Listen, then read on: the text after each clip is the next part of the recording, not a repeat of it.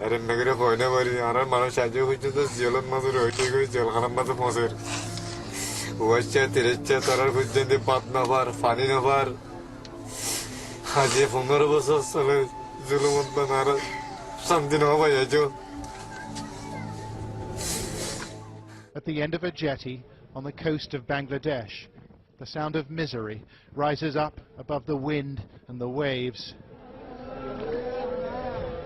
140 men and boys have been caught by the Coast Guard.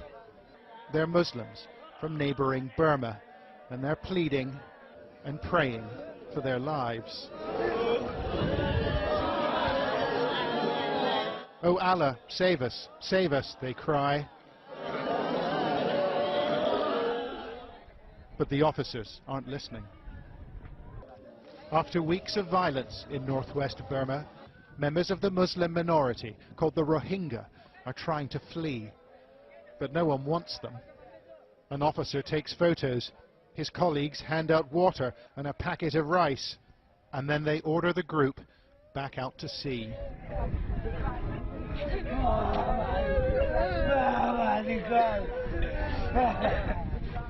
Their boats are leaking and they're badly overloaded, but it's not the voyage these men fear most.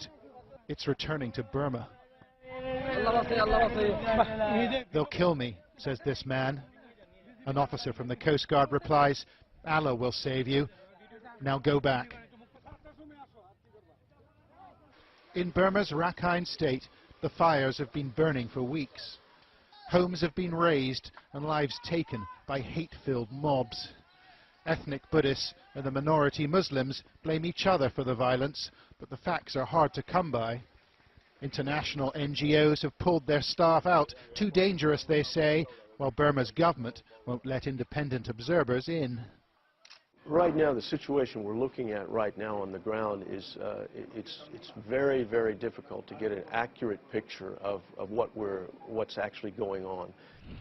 Information is scarce, but our camera team found people willing to talk. Rohingya refugees who'd made the crossing to Bangladesh, avoiding army patrols and the Coast Guard too. Some are hiding in farmers' shacks, and others have been taken in by sympathetic locals. Our team spoke to one traumatized family not far from the coast. They told us they had suffered greatly in Burma.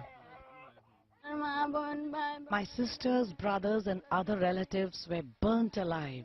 They burnt my own children. We couldn't bear it anymore, so we came to Bangladesh. The Coast Guard turned us back 3 times, and we floated at sea for 4 days and 4 nights. And then we managed to sneak in. 3 of our children were burned to death in Burma. Another 2 died in the boat getting here."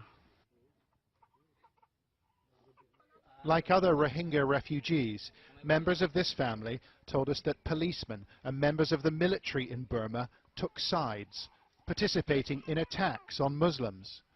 Muhammad Islam says he saw a Burmese helicopter attack boats packed with refugees. There were 3 boats together when we set off, and another 3 followed us. The 3 boats that lagged behind were attacked by a helicopter and caught fire. He thinks almost 50 people were killed, although Burma has denied the allegation. The helicopter was circling in the sky. We saw something reddish fall on the boats, and instantly they exploded into flames. 300,000 Rohingya already live in Bangladesh, many in this desperately overcrowded refugee camp. And the government here says it won't take any more. The Rohingya are Burma's problem. But some have made it through, like these famished refugees eating rice on the floor of our team's hotel room. Everyone wants to take shelter in Bangladesh, but they can't get in. The police are everywhere. Mr. Shakur painted a distressing picture of his hometown, of residents and neighbours consumed by hate and bloodlust. They slashed our children. They put a sharp sword on the ground. They held infants above the sword and let the infants fall on it.